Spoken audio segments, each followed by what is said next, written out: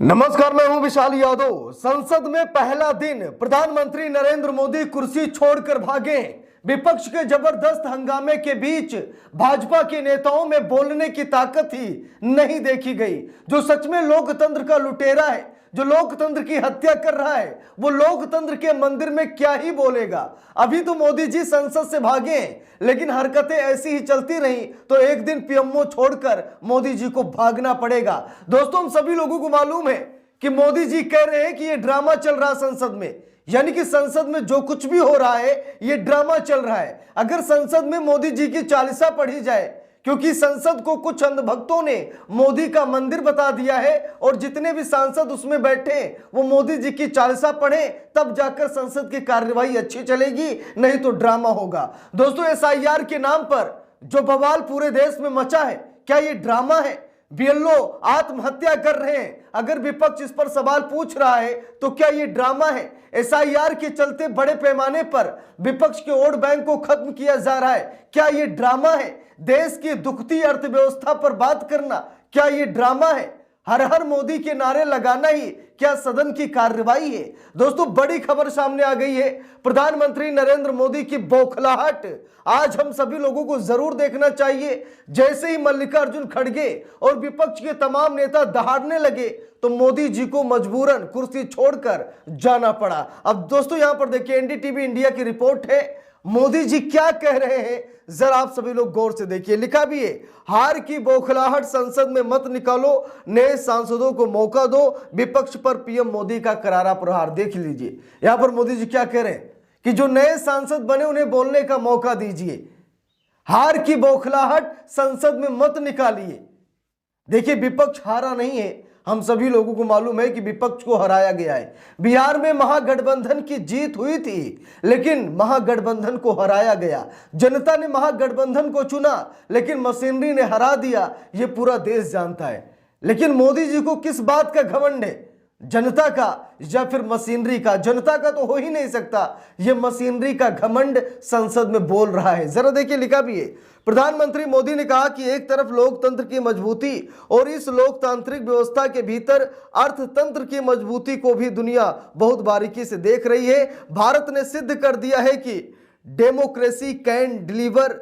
जिस गति से आज भारत की आर्थिक स्थिति नई ऊंचाइयों को प्राप्त कर रही है, विकसित भारत के लक्ष्य के ओर जाने में ये हमें नया विश्वास को जगाती ही है, नई ताकत भी देती है। जरा देखिए, मोदी जी बड़ी बड़ी बातें कर रहे हैं। डॉलर के मुताबिक रुपये का क्या हाल है शायद मुझे बताने की जरूरत नहीं है। आप सभी लोगों को मालूम है कि रुपया कितना गिर रहा है। ये वैश्विक स्तर की बात कर रहे हैं, लेकिन लुढ़कते हुए रुपये को ये नहीं देख पा रहे हैं। जरा देखिए, लिखा है, प्रधानमंत्री नरेंद्र मोदी ने आज संसद के शीतकालीन सत्र की शुरुआत से पहले संसद के हंस द्वार पर मीडिया को संबोधित किया। उनका पूरा भाषण विपक्ष के रवैये, सदन की कार्रवाई में लगातार हंगामे और नई पीढ़ी के सांसदों को बोलने के अवसर न मिलने पर केंद्रित रहा।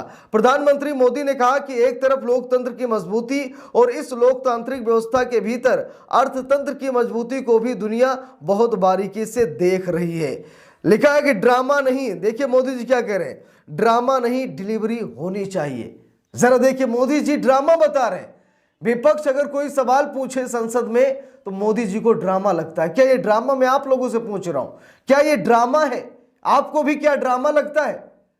अगर लोकतंत्र की धज्जियां उड़ाई जा रही हैं, संविधान को रौंदा जा रहा है, एसआईआर के जरिए विपक्ष के वोट बैंक को काटा जा रहा है, अगर इस पर विपक्ष अपनी आवाज संसद में बुलंद कर रहा है तो ये ड्रामा है। देखिए, लिखा भी है, प्रधानमंत्री नरेंद्र मोदी ने शीतकालीन सत्र की शुरुआत से पहले ही कहा कि भारत ने यह सिद्ध किया है कि डेमोक्रेसी कैन डिलीवर। पीएम बोले, ये सत्र विकसित भारत के प्रयास में और ऊर्जा भरने का अवसर है। पीएम मोदी ने कहा कि विपक्ष पराजय की निराशा से बाहर निकल कर आए और मजबूत मुद्दे उठाए। उन्होंने कहा कि ये सत्र पराजय की हताशा या विजय के अहंकार का मैदान नहीं बनना चाहिए। नई पीढ़ी के सदस्यों को अनुभव का लाभ मिलना चाहिए। यहाँ ड्रामा नहीं, डिलीवरी होनी चाहिए।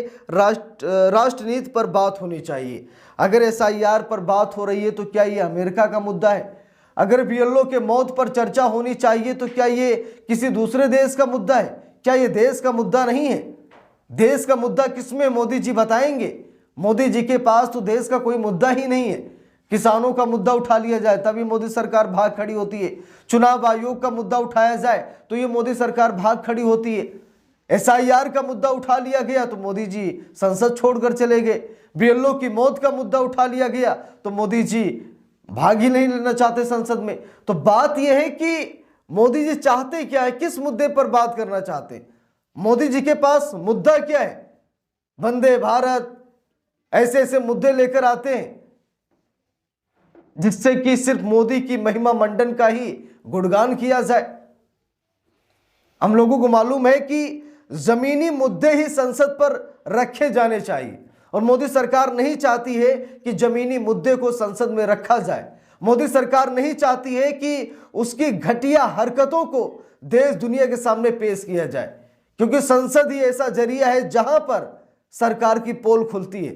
संसद ही ऐसा जरिया है जहां पर आमने सामने बैठकर बातें होती हैं। नहीं तो विपक्ष अपने बंद कमरे में बोलता है, मोदी जी अपने पीएमओ में बैठकर बोलते हैं, कोई उसका मतलब नहीं रहता। मजा तो संसद में आता है जब सामने सरकार बैठी हो और विपक्ष बैठा हो। जब सवाल जवाब होता है तभी पता चलता है कि इन्होंने क्या काम किया है, क्या काम नहीं किया है। लेकिन मोदी सरकार ये नहीं चाहती है। अरे ये वो सरकार है जो प्रेस कॉन्फ्रेंस नहीं करना चाहती। ये वो प्रधानमंत्री नरेंद्र मोदी हैं जो मीडिया के कैमरे के सामने आना ही नहीं चाहते। आना चाहते हैं तो अपनी स्क्रिप्ट दे देते हैं, पॉडकास्ट करते हैं और आम काट कर खाते हैं या चूस कर खाते हैं, ऐसे सवाल पूछे जाते हैं। तो मोदी जी की यही औकात है कि मोदी जी हमेशा जो कुछ भी करते हैं स्क्रिप्टेड करते हैं। लेकिन भाई वो विपक्ष है, वो संसद में रगड़ देगा, इसीलिए मोदी जी संसद से उठकर चले गए। लेकिन कब तक भागते रहेंगे? जनता के मुद्दों से कब तक मुंह छिपाते रहेंगे? जनमानस की आवाज को कब तक मोदी जी दबाते रहेंगे? अभी तो संसद से भागे हैं, देखिए कहां कहां से भागते हैं। क्योंकि अब विपक्ष ये हार की बौखलाहट नहीं है। अगर मोदी जी कह रहे हैं कि हताशा निराशा बिहार हार की वजह से, तो ऐसा नहीं है। हार जीत तो चुनाव में लगी ही रहती है और महागठबंधन हमेशा जीता है, लेकिन उसे हराया गया है। मोदी के सिस्टम ने, मशीनरी ने, चुनाव आयोग ने, एसआईआर के जरिए जो लाखों मतदाताओं के नाम काटे गए हैं, ये उसका परिणाम है। अगर एसआईआर ना हुआ होता तो बिहार में महागठबंधन की सरकार बन जाती, इसमें कोई दो राय नहीं है। नहीं तो मोदी जी को अगर आजमाना है तो एक बार फिर से चुनाव कराने की पेशकश करें और एसआईआर को रद्द करें। देखिए जनता इनकी औकात दिखा देगी। लेकिन जिस तरीके से मशीनरी का दुरुपयोग किया जा रहा है, लोकतंत्र को तबाह किया जा रहा है, हम सभी लोग अच्छी तरीके से देख रहे हैं। तो मोदी जी की इन बातों को देखकर सुनकर आप सभी लोगों की क्या राय है, कमेंट करके जरूर बताइएगा। वीडियो को लाइक शेयर, अगर चैनल पर नए हैं सब्सक्राइब करके सपोर्ट कीजिएगा। मिलते हैं दूसरी वीडियो में, तब तक के लिए बहुत बहुत धन्यवाद।